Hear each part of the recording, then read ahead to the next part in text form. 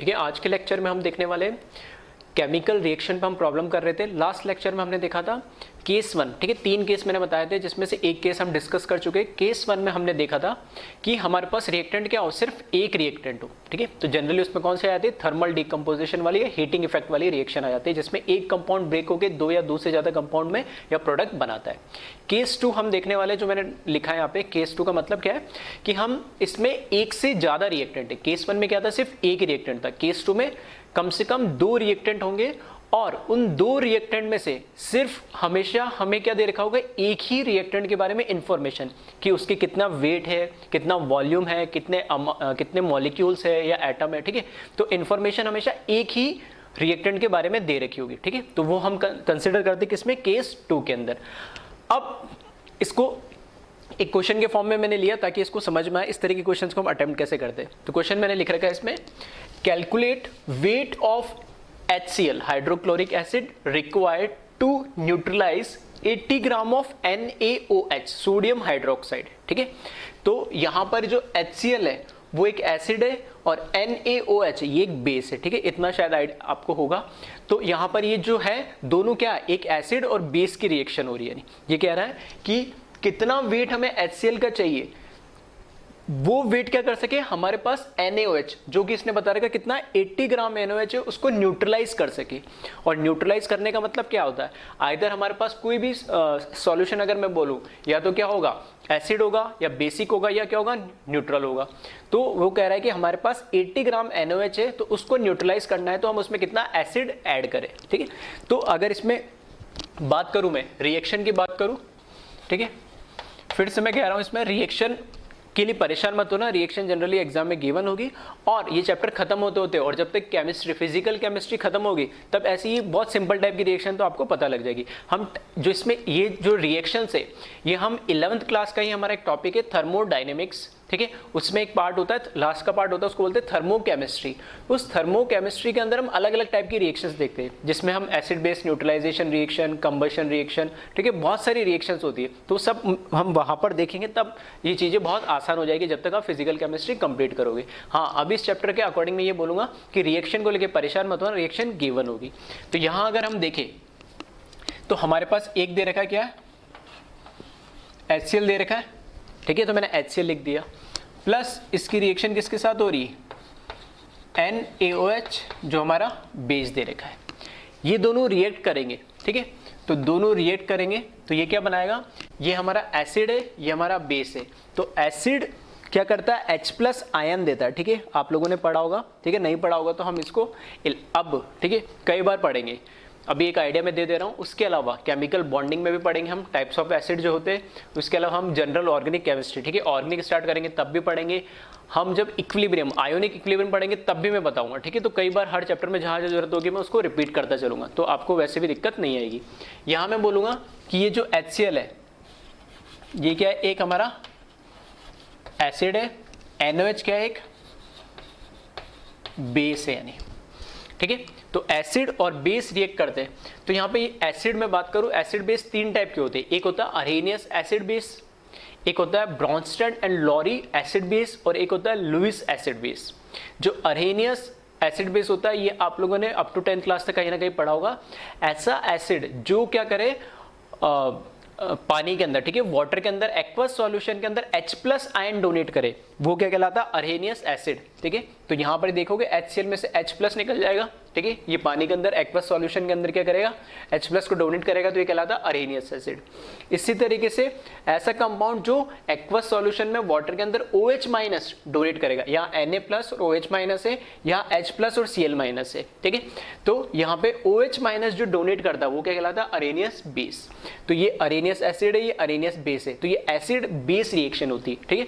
जब एसिड और base react करते हैं तो एक सॉल्ट बनता है, हमेशा सॉल्ट प्लस वाटर बनेगा H2। तो यहां से देखना, यहां से H+ और यहां से OH- दोनों पानी के अंदर आ जाएंगे, ठीक है, ठीक है। H+ और OH- रिएक्ट करेंगे तो एक H और 2 H क्या मिलके बना लेंगे H2O, ठीक है।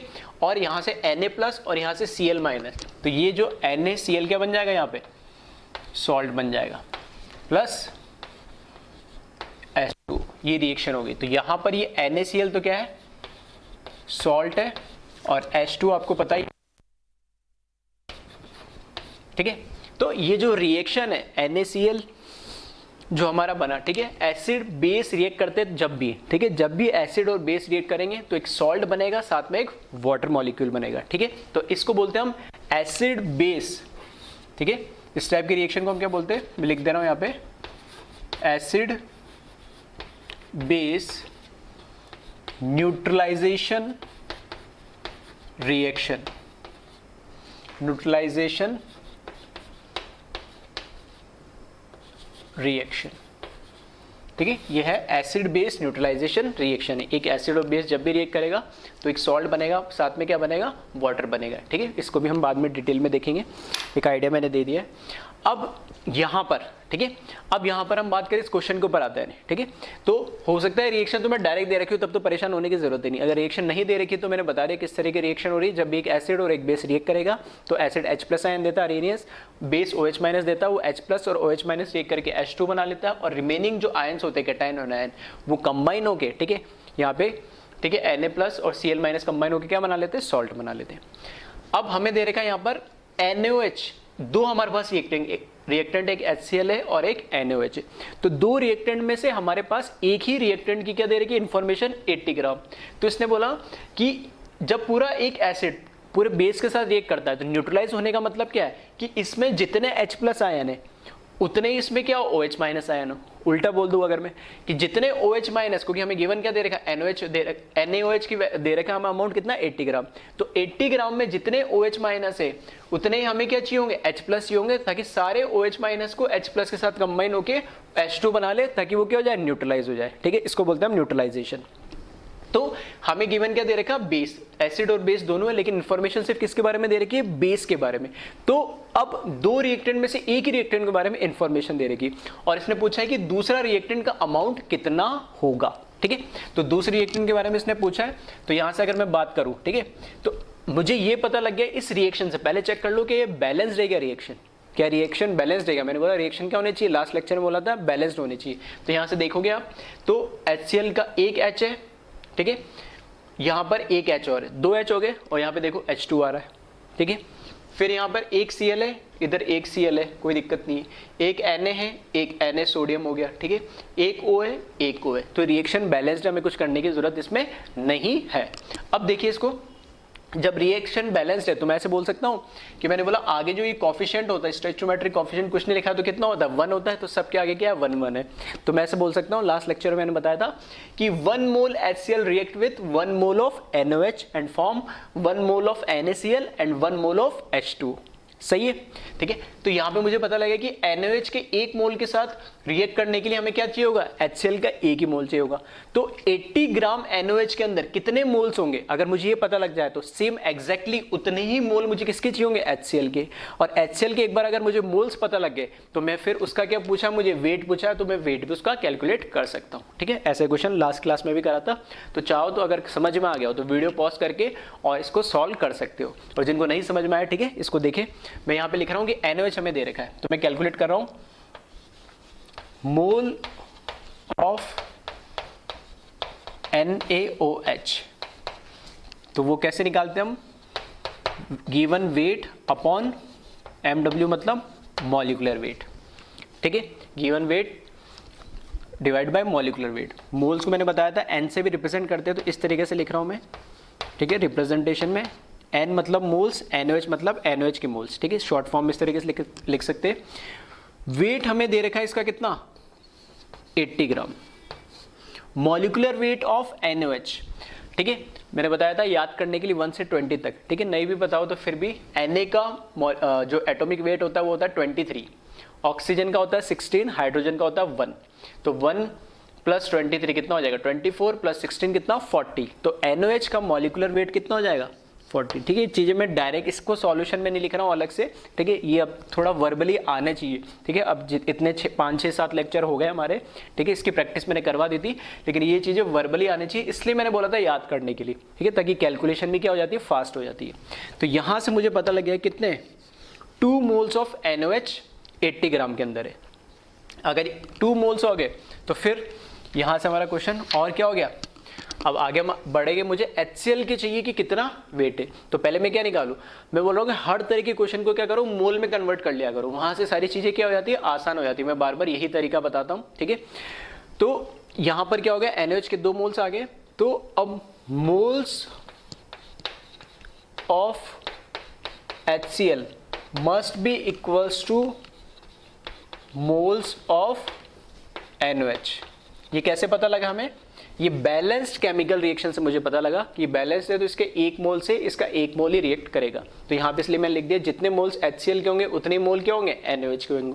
तो मोल्स ऑफ HCl मुझे कैलकुलेट करने, तो किसके बराबर होगा, मोल्स ऑफ NaOH, और वो हम कैलकुलेट कर चुके कितने, 2।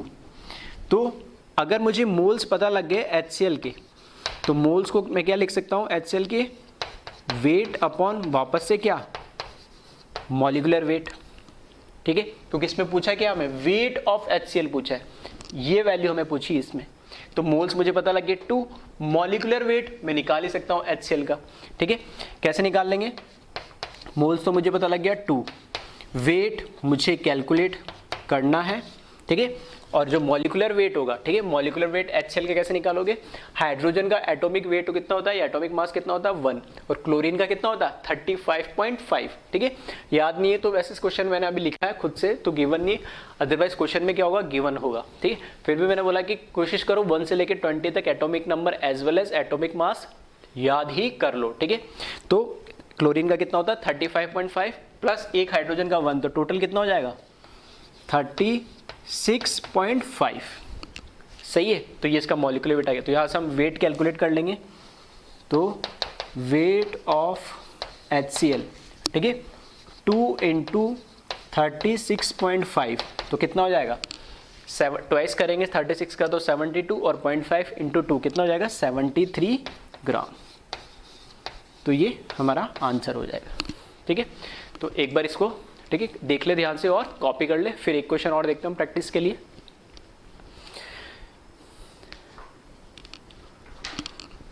ठीक है, इसी तरीके से नेक्स्ट क्वेश्चन में लिख रहा हूं, ठीक है। वीडियो को पॉज करके कॉपी कर लेना इसको।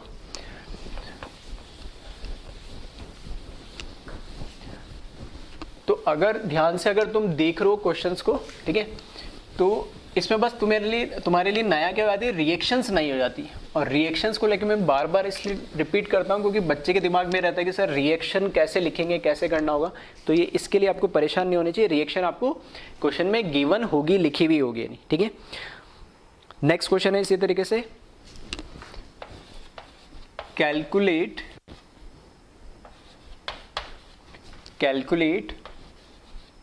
मास of oxygen required, calculate mass of oxygen required to burn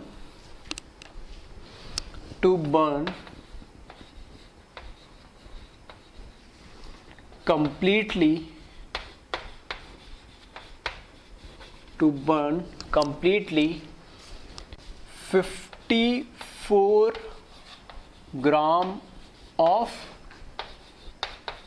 aluminium.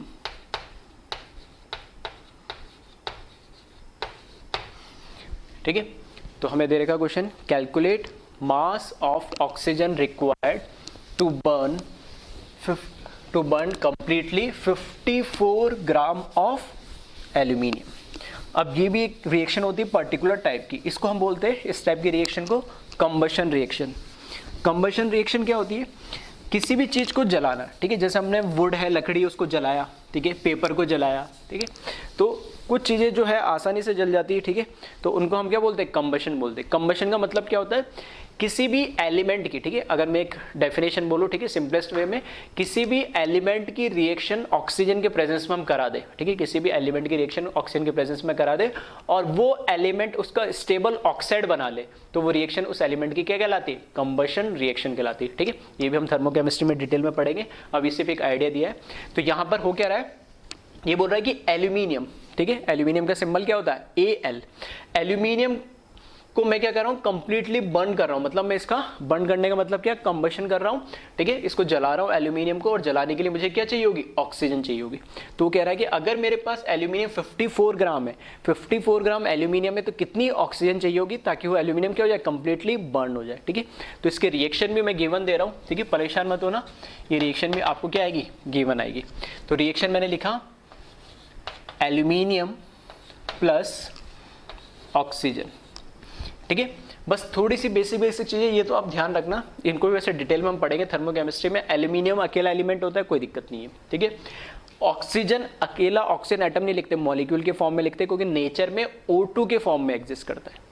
फिर जब ये रिएक्ट करेगा तो एक स्टेबल ऑक्साइड बनता है, ठीक है। ये ऑक्साइड आपने देखा ही होगा, ये होता है एल्यूमिनियम ऑक्साइड Al2O3, ठीक है। तो ये रिएक्शन भी गिवन होगी क्वेश्चन के साथ ही, मैंने सॉल्यूशन के सामने लिख दिया, लेकिन रिएक्शन गिवन होगी मान के चलो। हाँ, एक काम ये कर लेना, रिएक्शन कई बार हो सकता है बैलेंस और कई बार बैलेंस नहीं हो, ठीक है। तो इसको बैलेंस करने का काम थोड़ा सा कर लेना। अब ये देखिए क्या बैलेंस है, बिल्कुल बैलेंस ये नहीं है, ठीक है, बैलेंस नहीं है। तो इसको बैलेंस करने के लिए क्या करें, यहाँ पे एल्यूमिनियम एक ही, यहाँ पे एल्यूमिनियम क्या है, 2। ये एल्यूमिनियम ऑक्साइड का फॉर्मूला फिक्स, इसको चेंज नहीं कर सकते, ठीक है। तो यहाँ पे एल्यूमिनियम 2 है, तो यहाँ पे भी क्या कर दूँ मैं, 2 एल्यूमिनियम लगा दूँ, ठीक है। ऑक्सीजन यहाँ पे देखो तो कितने 2 है, यहाँ पे ऑक्सीजन देखे तो कितने 3 है। तो इसको तो 3 को तो मैं चेंज नहीं कर सकता हूँ, 2 को चेंज कर सकता हूँ। तो इस 3 इसको भी अगर मेरे को 3 बनाना है, तो ये लास्ट लेक्चर में बताया था, मैं क्या करूँ, इसको 3/2, 2 से 2 कैंसिल हो जाएगा, कितने ऑक्सीजन रह जाएंगे, 3। और मैंने बोला था कि फ्रैक्शनल फॉर्म में, ठीक है, इस तरीके से रेशियो के फॉर्म में नहीं रखते जनरली। तो मैं क्या करूँ, इस 2 को हटाने के लिए पूरी रिएक्शन को 2 से क्या करूँ, मल्टीप्लाई कर दूँ। तो अगर मैं ऐसा करूँगा तो ये क्या हो जाएगा, 2 से मल्टीप्लाई करेंगे इसको, तो ये क्या हो जाएगा, 2 इंटू 2 कितना हो जाएगा, ये तो हो जाएगा 4, यहाँ से 2 हट जाएगा, और यहाँ पर भी क्या आ जाएगा, 2 आ जाएगा। तो ये क्या हो जाएगा, बैलेंस्ड हमारे पास केमिकल रिएक्शन होगी। और ये रिएक्शन क्या कहलाती है, ठीक है, इसको मैं लिख देता हूँ, ये कहलाती है कंबशन रिएक्शन कहलाती है। किसी भी एलिमेंट को, ठीक है, किसी भी एलिमेंट को ऑक्सीजन के साथ रिएक्ट कराए, कंडीशन क्या है, एलिमेंट होना चाहिए कोई भी, ठीक है, उसकी ऑक्सीजन के साथ रिएक्शन होना चाहिए, और उसका ऑक्साइड बनाना चाहिए, एल्यूमिनियम ऑक्साइड है, ठीक है। अगर कार्बन है, जैसे जरूरी नहीं मेटल ही हो, ठीक है, एल्यूमिनियम क्या मेटल है, कार्बन क्या नॉन मेटल है। अगर कार्बन की रिएक्शन कराता है C+O2, तो क्या बनाता है, CO2, वो भी क्या है, कंबशन रिएक्शन है, ठीक है। तो वो मेटल भी हो सकता है, नॉन मेटल भी हो सकता है, कोई भी एलिमेंट हो, उसके ऑक्सीजन से रिएक्शन कराओ, स्टेबल ऑक्साइड बननी चाहिए। हाँ, कार्बन की रिएक्शन कराई मैंने कार्बन की ऑक्सीजन के साथ और CO बना लिया, कार्बन मोनोऑक्साइड, तो वो कंबशन नहीं कहलाएगी। क्यों, क्योंकि जो ऑक्साइड बना वो स्टेबल ऑक्साइड नहीं है उसका, ठीक है। कार्बन मोनोऑक्साइड स्टेबल ऑक्साइड नहीं होता, CO2 स्टेबल ऑक्साइड होता है। तो ठीक है, अब आप बढ़ते हैं इस क्वेश्चन पे। तो ये हमने रिएक्शन लिख दी और उसको बैलेंस भी कर दिया। अब हमें गिवन क्या दे रखा है, एल्यूमिनियम 54 ग्राम दे रखा है। तो इस 54 ग्राम को कंप्लीटली जलाना है। तो इस बैलेंस रिएक्शन से मुझे पता लग रहा है कि एल्यूमिनियम के 4 मोल को बर्न करने के लिए 3 मोल क्या चाहिए, ऑक्सीजन के मॉलिक्यूल चाहिए, मतलब मॉलिक्यूल मतलब O2, एटम नहीं मॉलिक्यूल, ठीक है। तो 4 मोल के लिए 3 मोल O2 चाहिए। तो मुझे एक्चुअल पता लग जाएगा कि इस 54 ग्राम के अंदर एल्यूमिनियम के कितने मोल है। तो उसके अकॉर्डिंग में क्या यूनिटरी मेथड से निकाल सकता हूं कि ऑक्सीजन के मुझे क्या चाहिए होंगे, कितने मोल्स चाहिए होंगे। एक बार मेरे को इसके मोल्स पता लग गए तो मैं उसका मास या वेट भी क्या कर लूंगा, कैलकुलेट कर लूंगा। तो याद देखिए इसको जब मैं यहाँ पे लिख देता हूँ, ठीक है, अब शॉर्ट में लिख रहा हूँ, मोल्स ऑफ एल्यूमिनियम मुझे कैलकुलेट करने। तो ये क्या हो जाएगा, वेट अपॉन मॉलिक्यूलर वेट, वापस से वही मोल का फॉर्मूला यूज करा मैंने, ठीक है। वेट हमें दे रखा है,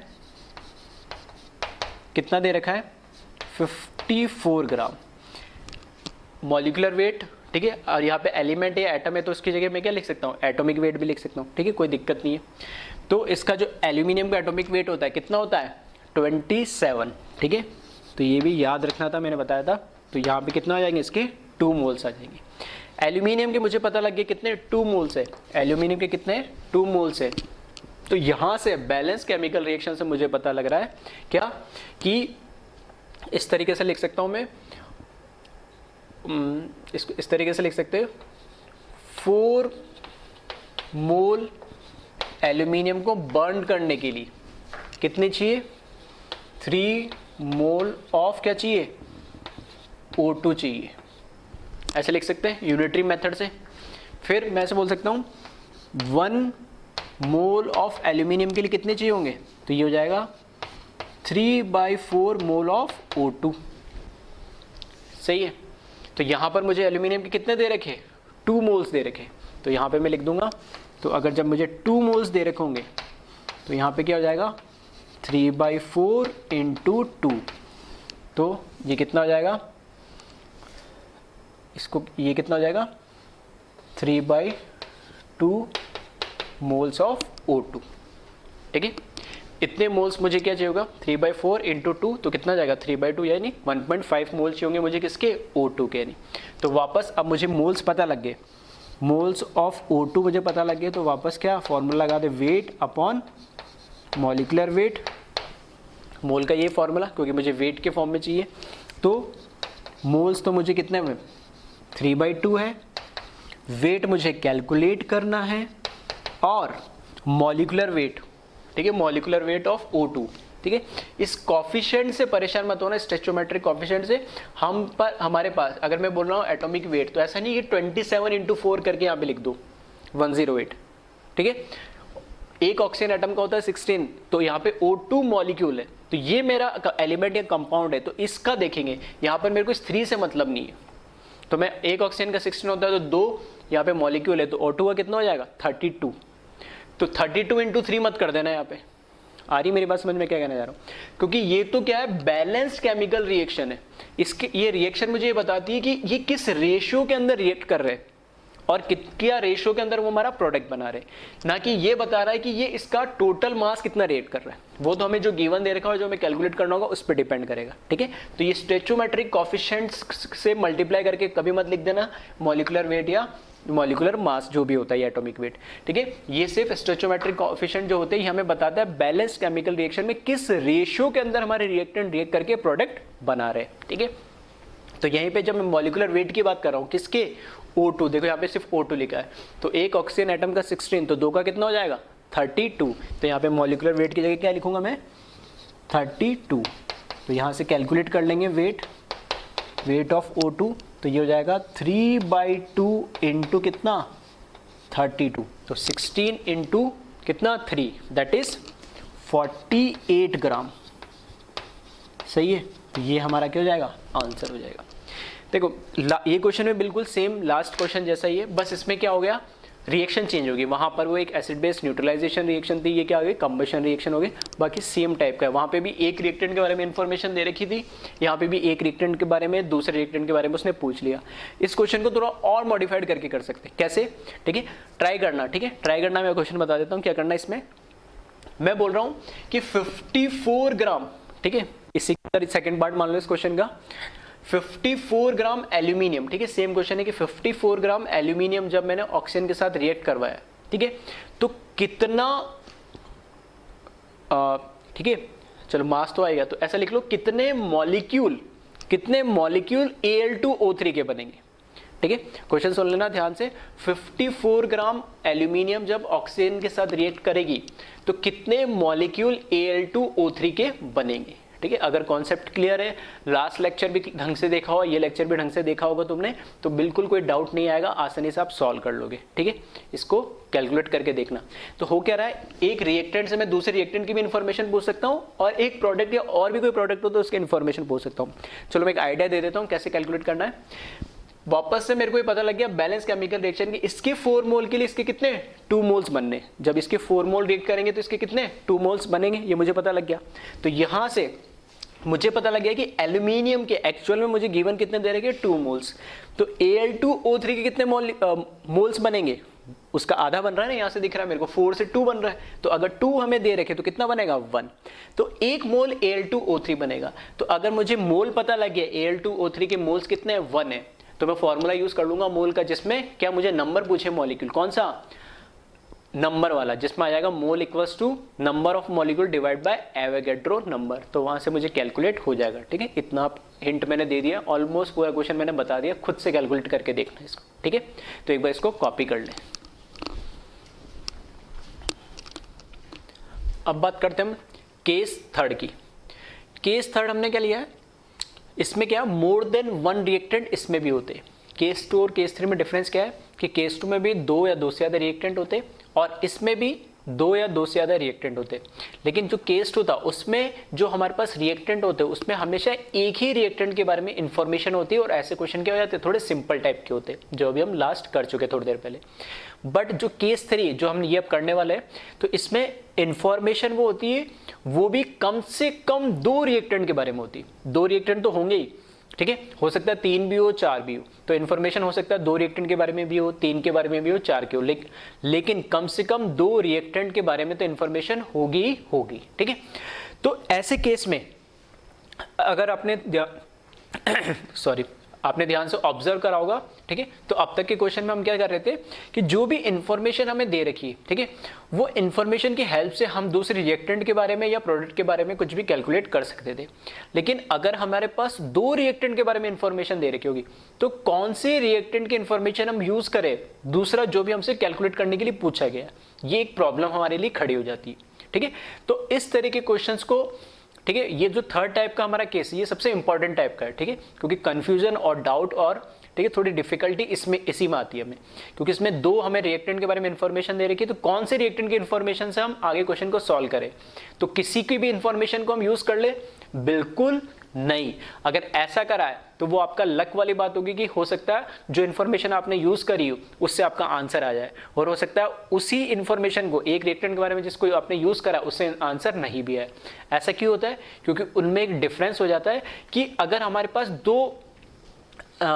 पास क्या है 2 रिएक्टेंट है तो 2 रिएक्टेंट का अमाउंट डिसाइड करेगा। अगर दोनों इक्वल अमाउंट में इक्वल मोल रेशियो में रिएक्ट कर रहे हैं तब तो किसी से भी करो कोई फर्क नहीं पड़ता है। लेकिन अगर उनका मोल रेशियो अलग अलग है, एक का 1 मोल रिएक्ट कर रहा है, एक का 2 मोल रिएक्ट कर रहा है और दोनों कंबाइन होकर कोई प्रोडक्ट बना रहे, तो अब ये डिसाइड करेगा कि किसके मोल्स या किसका अमाउंट जल्दी कंज्यूम हो जा रहा है, खत्म हो जा रहा है। जो पहले खत्म हो जाएगा फिर वो रिएक्शन करना क्या बंद कर देगा, और रिएक्शन करना बंद कर देगा तो रिएक्शन फॉरवर्ड डायरेक्शन में जाएगी नहीं, मतलब प्रोडक्ट हमारा बनेगा नहीं। आ रही मेरी बात समझ में? ठीक है, तो इसको थोड़ा सा और मैं अभी एलोबरेट करूंगा।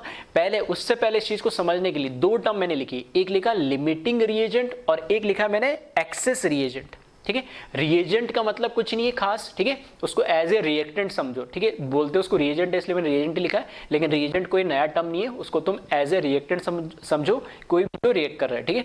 तो लिमिटिंग रिएजेंट जिसको हम शॉर्ट में LR बोलते हैं, ठीक है, तो यहाँ में लिमिटिंग रिएजेंट की डेफिनेशन मैंने क्या लिखी है, the reactant which is present in less amount, या मैं ऐसे बोल सकता हूं the reactant which is present in limited amount.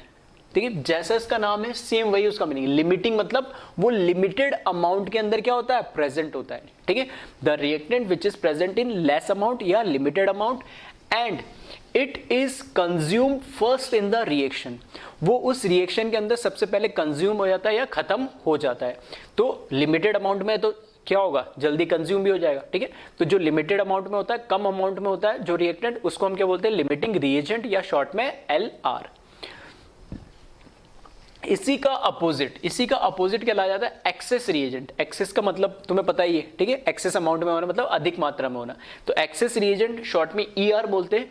तो the reactant which is present in larger amount या एक्सेस अमाउंट कैसे भी लिख सकते हो, and it does not consumed completely in reaction, और ये रिएक्शन के अंदर कंप्लीटली कंज्यूम नहीं होता, मतलब रिएक्शन जब हो जाती है उसके बाद भी ये कुछ ना कुछ बचा हुआ रहता है क्योंकि ये एक्सेस अमाउंट में होता है नहीं। ठीक है, तो ये तो हुई डेफिनेशन, इससे भी काफी कुछ समझ में आया होगा। अब मैं इसको देखो एक एग्जांपल से समझा रहा हूं। मैंने बोला मेरे पास एक कोई रिएजेंट है प्लस एक दूसरा B रिएजेंट है, ठीक है, 2 ही ले रहा हूं अभी मैं, दोनों ने रिएक्ट करा और C कोई प्रोडक्ट बना लिया। ठीक है, अननोन के फॉर्म में ले रहा हूं मैं, एक A कोई रिएजेंट है दूसरे B रिएजेंट से रिएक्ट कर रहा है और C क्या बना रहा है, वो एक प्रोडक्ट बना ले रहा है। मैं कह रहा हूं कि मेरे पास मैंने दे दिया गिवन कि इसके मेरे पास कितने 4 मोल है और इसके कितने 7 मोल से इनिशियली। ठीक है, मैंने कंटेनर लिया, उसके अंदर क्या डाला, 4 मोल ऑफ A डाल दिया और उसके अंदर 7 मोल ऑफ B डाल दिया उस कंटेनर में, और दोनों A और B जब भी रिएक्ट करेंगे तो प्रोडक्ट हमारा क्या बनेगा, एक C बनेगा।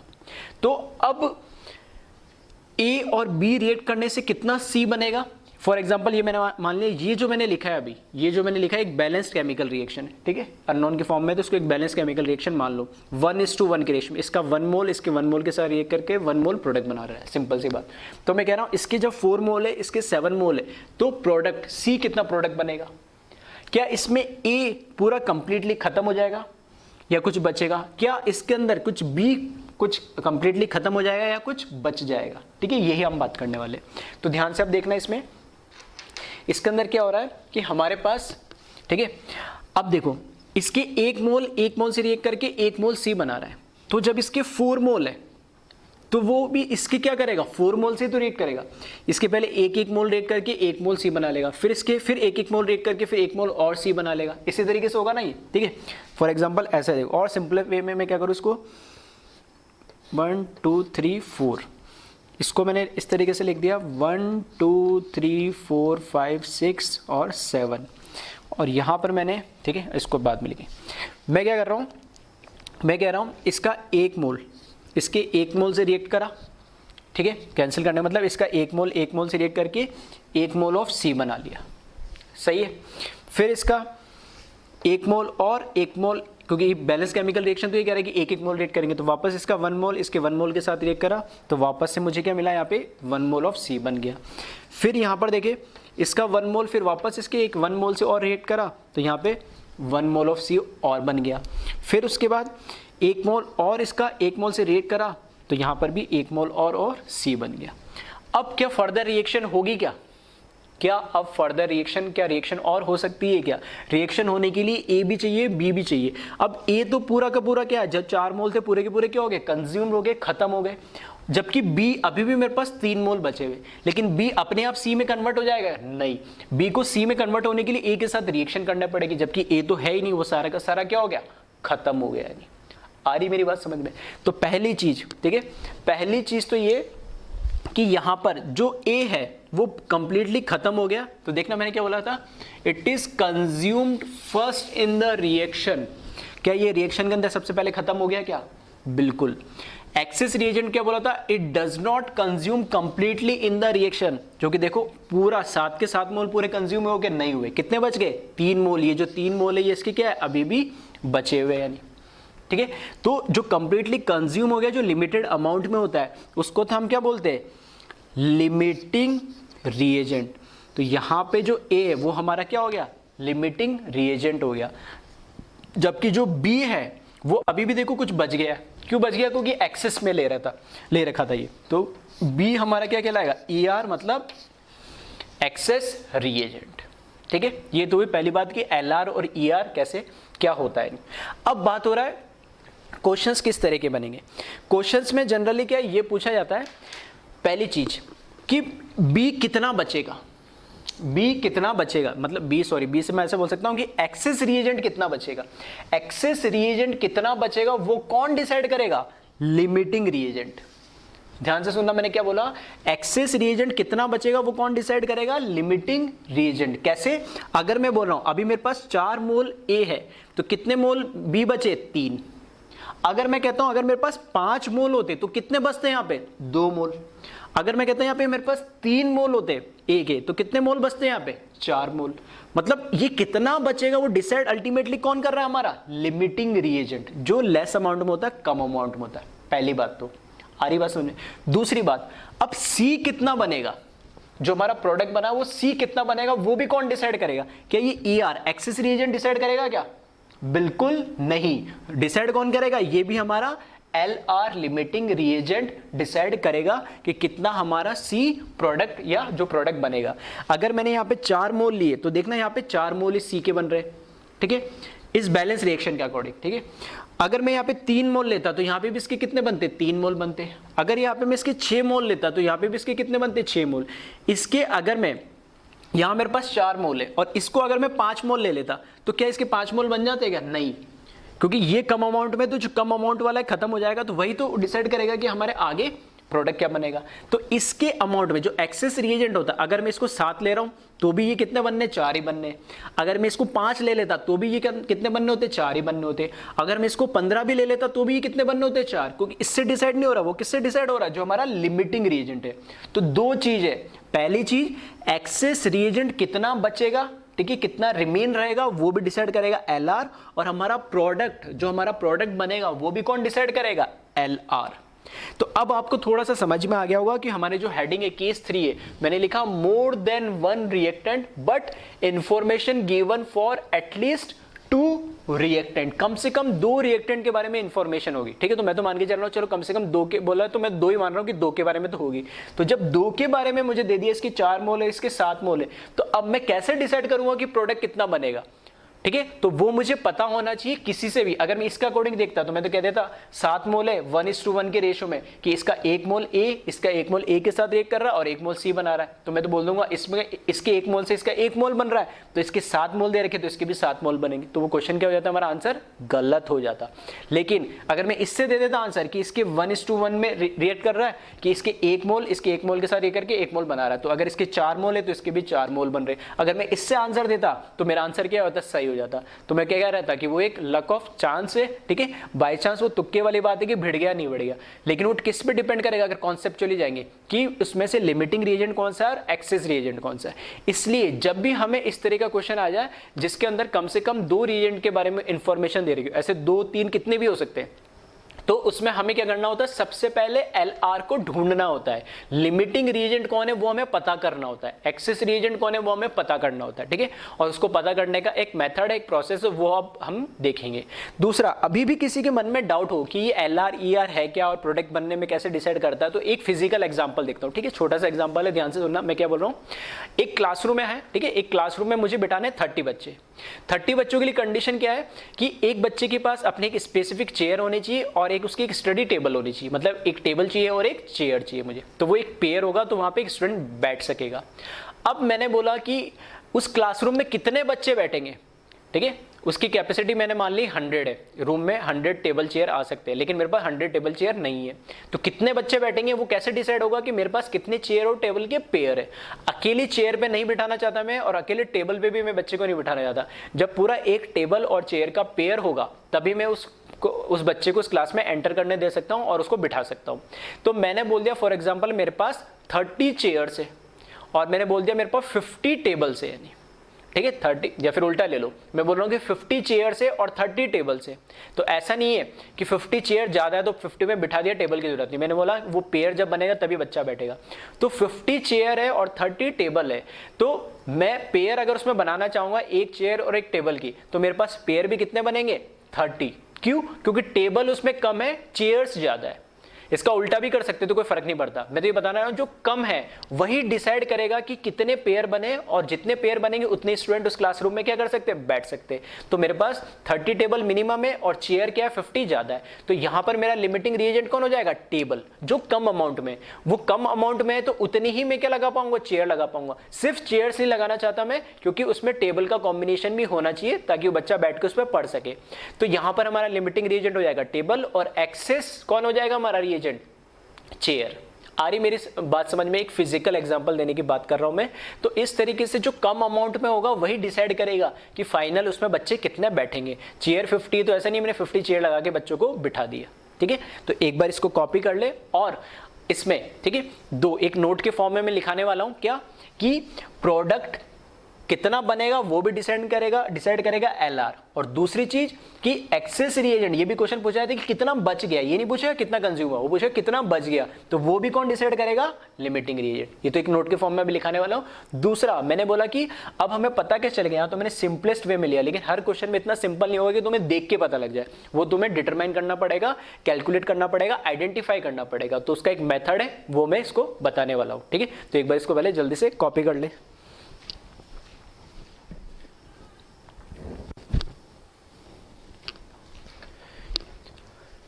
अब बात करते हैं हम पहले तो नोट की, जो मैंने अभी बोला था, ठीक है, वही लिखा मैंने।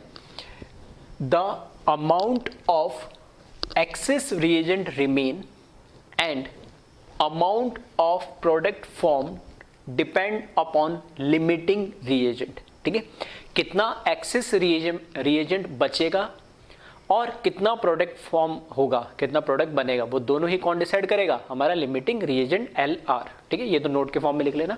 उसके बाद जो मैं बात कर रहा था कि हमें कैसे पता लगेगा हर रिएक्शन में कि LR कौन है, ठीक है, हर बार डायरेक्टली देखने से पता नहीं लगता है, तो determination of LR limiting reagent मैंने लिखा है reactant having minimum ratio of moles to stoichiometric coefficient that is SC short में बोलते हैं is limiting reagent that is LR।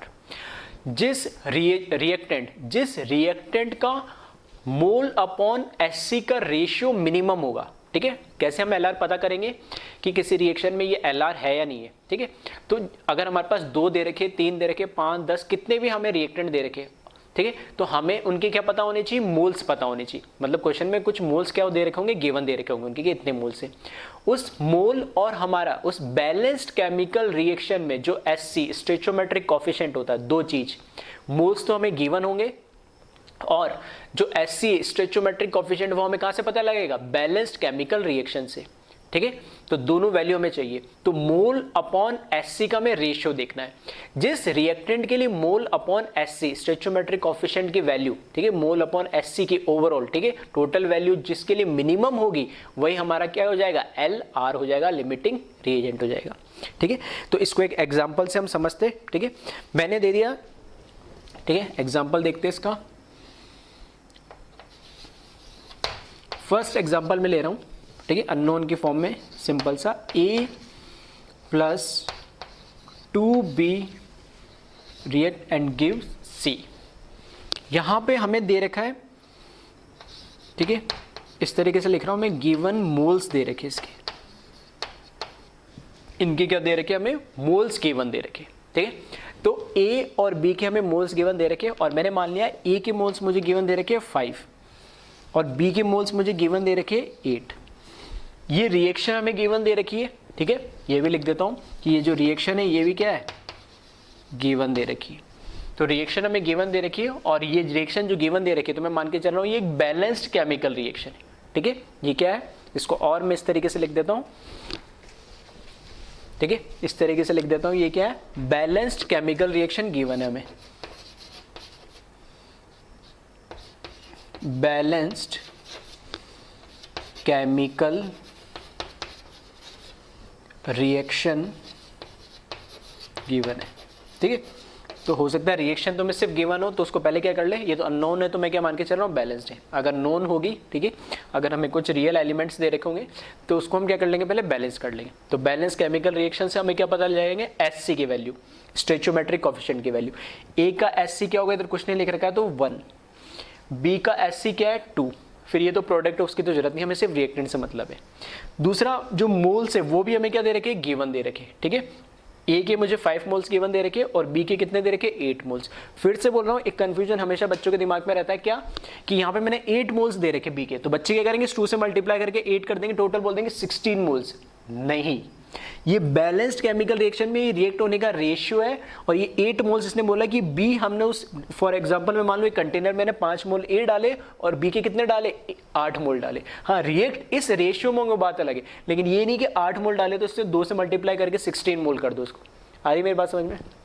तो अब समझे यहाँ पे, अब ये गिवन है, ठीक है, एक तो बैलेंस केमिकल रिएक्शन गिवन है तो SC पता लग गया, मोल्स हमें गिवन है। अब मुझे पता करना है कि, ठीक है, इसमें से LR कौन होगा और ER लिमिटिंग रिएजेंट और एक्सेस रिएजेंट कौन होगा। तो LR फाइंड करने के लिए हमने क्या बोला है, मोल अपॉन SC का क्या देखना, हमें रेशियो देखना है, ठीक है, सारे जितने भी रिएक्टेंट है, मैंने अभी 2 ही लिखे, तो मोल इसके कितने दे रखे, 5, SC की वैल्यू कितने दे रखी, कुछ नहीं है, तो यहाँ पे क्या है 1 होगा इसका कोएफिशिएंट, तो ये 5/1 मतलब कितना हो गया, इसकी वैल्यू 5 हो गई। यहाँ पर इसकी वैल्यू कितनी हो जाएगी, 8 तो इसकी क्या दे रखे है, मोल, किसके, B के, इसके नीचे लिख रहा हूँ 8 तो क्या दे रखे, इसके मोल दे रखे, और SC की वैल्यू इसके अंदर यहाँ पर किससे पता लगती है, बैलेंस केमिकल रिएक्शन से, वो कितने दे रखी, 2, तो इसकी वैल्यू कितनी आ जाएगी, 4। तो यहाँ ध्यान से देखोगे, ठीक है, ध्यान से देखोगे तो 5 मोल अपॉन SC की वैल्यू किसके लिए, A के लिए, और 4 मोल अपॉन एससी की वैल्यू किसके लिए, बी के लिए। यहाँ पर देखने पे इनिशियली मुझे देखने पे क्या लग रहा है कि इसके 5 मोल है और इसके 8 मोल है, तो मुझे ऐसा लग रहा है ये पहले खत्म हो जाएगा। तो मैं डायरेक्ट देख के बोलता तो क्या बोलता है, ए को बोलता है लिमिटिंग रिएजेंट, जबकि यहाँ से मोल अपॉन एससी के रेशियो से मुझे पता लग रहा है इसकी वैल्यू आ रही 5 और इसकी वैल्यू आ रही 4। तो हमने बोला कि मोल अपॉन एससी की वैल्यू जिसके लिए मिनिमम होगी वही क्या होगा, हमारा एलआर होगा। और मिनिमम 5 और 4 में से क्या है, 4। तो हमारे पास जो बी है, ये बी क्या हो जाएगा, लिमिटिंग रिएजेंट हो जाएगा। तो ए अपने आप क्या हो जाएगा, एक्सेस रिएजेंट हो जाएगा।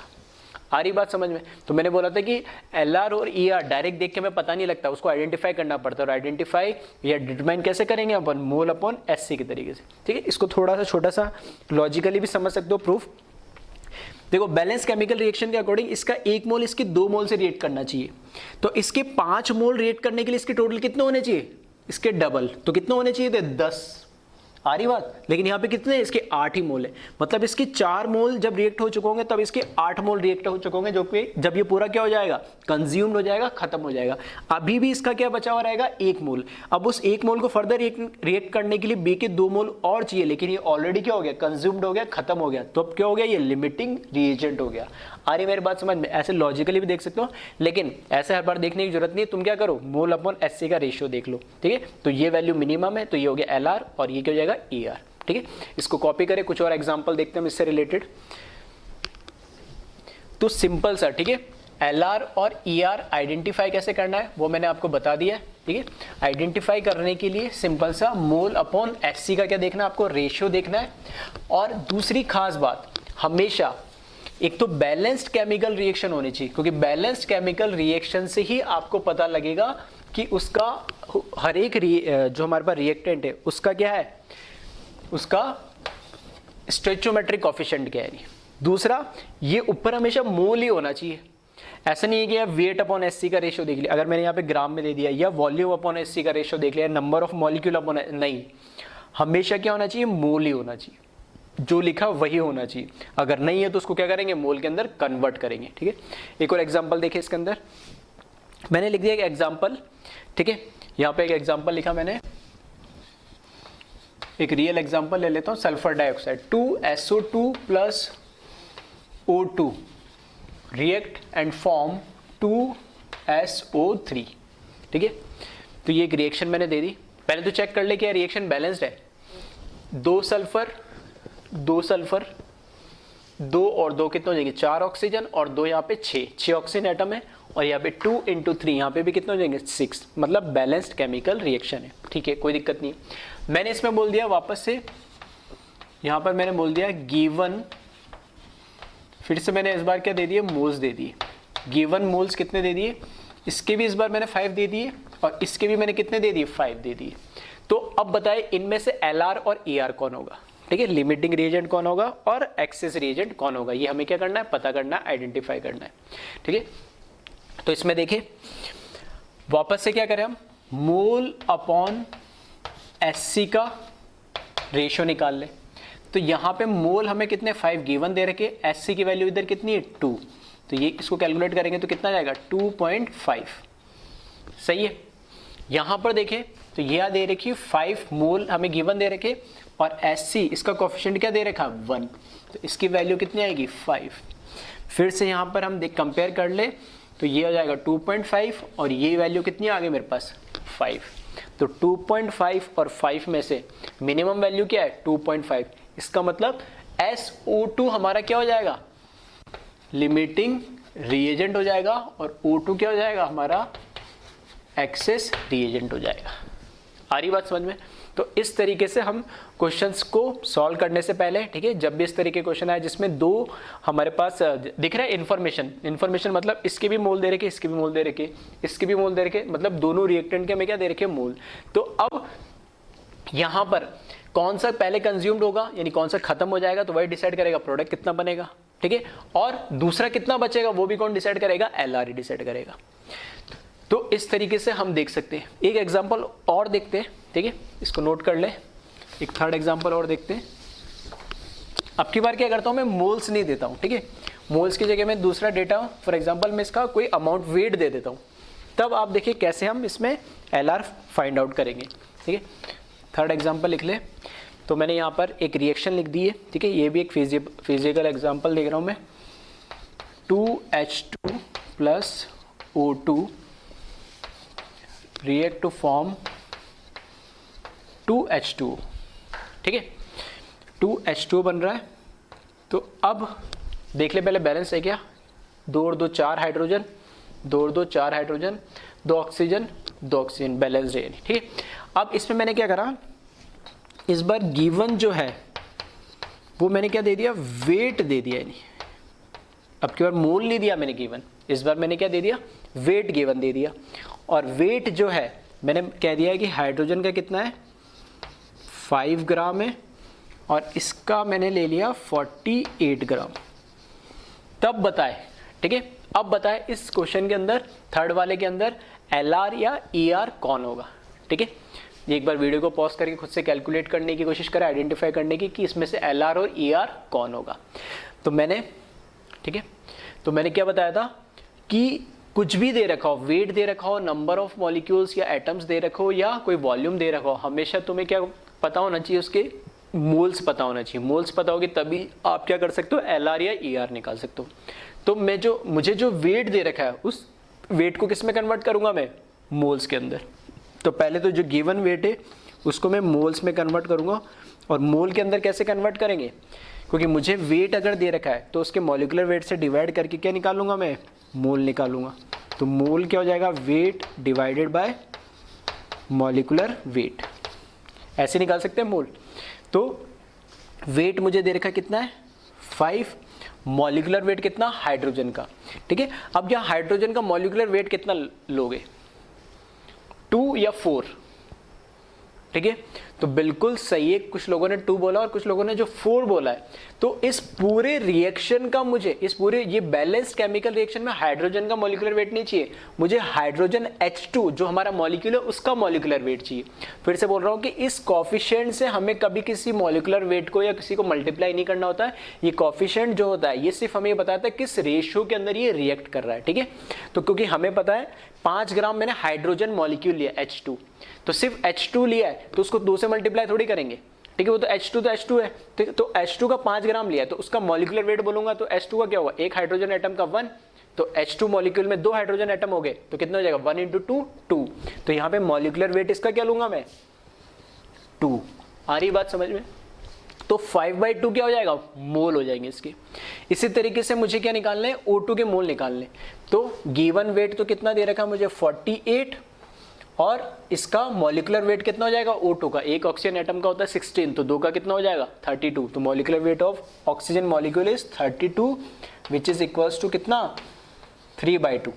सही है। तो 5/2 इसके मोल्स आ गए, 3/2 मोल्स आ गए। अभी ये इन दोनों को कंपेयर नहीं करना है मुझे, अभी तो मैंने क्या कैलकुलेट करे, ये सिर्फ मोल्स कैलकुलेट करे। अब मुझे क्या निकालने होंगे, मोल अपॉन SC का रेशियो निकालना होगा।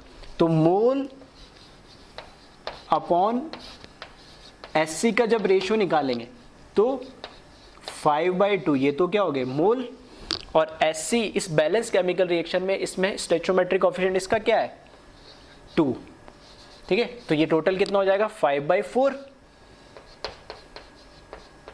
सही है। और यहां पर जब मैं कैलकुलेट करूंगा तो ये है 3/2, तो इसके हो गए मोल्स, और स्टोइचियोमेट्रिक कोएफिशिएंट यहाँ पे क्या है, कुछ नहीं देखा, तो 1, तो ये कितना आएगा, 3/2, और 3/2 को क्या लिख सकता हूं मैं, 1.5, और 5/4 को और क्या लिख सकता हूं मैं, 5/4 को लिख सकता हूं मैं 1.25। सही है। तो अब मुझे चेक करना है, कि दोनों में से मिनिमम वैल्यू कौन सी है, 1.25 है या 1.5 है। आ रही बात समझ में। तो इस क्वेश्चन में एक एक्स्ट्रा काम हमने करा है, एक एक्स्ट्रा काम क्या करा है कि हमें वेट गिवन दे रखा था, तो वेट को पहले किस में कन्वर्ट करा हमने, मोल्स के अंदर, ठीक है। वेट हमें गिवन दे रखा था तो पहले किस में, मोल में कन्वर्ट करा, कैसे, weight divided by molecular weight, तो ये मेरे को मोल्स मिल गए। अब क्योंकि मुझे LR और ER फाइंड आउट करना है तो मुझे मोल अपॉन SC का रेशियो देखना है, तो ये लिखा मोल और SC इसका 2, और ये लिखे ये इसके मोल्स और इसका SC कितना हो जाएगा, 1। तो ये फाइनल कैलकुलेट करेंगे तो 5/4 कितना हो जाएगा, 1.25, और ये कितना हो जाएगा, 1.5। अब यहां से मैं कंपेयर करूंगा कि दोनों में से मिनिमम वैल्यू कौन सी है, तो 1.25 और 1.5 में छोटी वैल्यू कौन सी होगी, 1.25। तो हमारे पास ये क्या हो जाएगा, H2 हो जाएगा लिमिटिंग रिएजेंट, और O2 क्या हो जाएगा, एक्सेस रिएजेंट। आ रही बात समझ में? तो अभी तक इन एग्जाम्पल में जो 3 एग्जाम्पल मैंने लिए, इन 3 एग्जाम्पल में मैंने क्या करा, सिर्फ ये कैलकुलेट करना बताया कि हमें LR कैसे फाइंड आउट करना है, कैसे पता लगेगा कि इसमें से LR कौन है, ER कौन है। अब कुछ क्वेश्चंस, ठीक है, 1-2 क्वेश्चन हम प्रैक्टिस के लिए करेंगे कि एक्चुअल में क्वेश्चंस आते कैसे। तो उस LR और ER की एप्लीकेशन को यूज करके कैसे हमें जो भी हमें क्वेश्चन पूछा गया उसको आंसर करना है, ठीक है। तो एक बार इसको कॉपी कर ले, फिर क्वेश्चन हम देखते हैं प्रैक्टिस के लिए।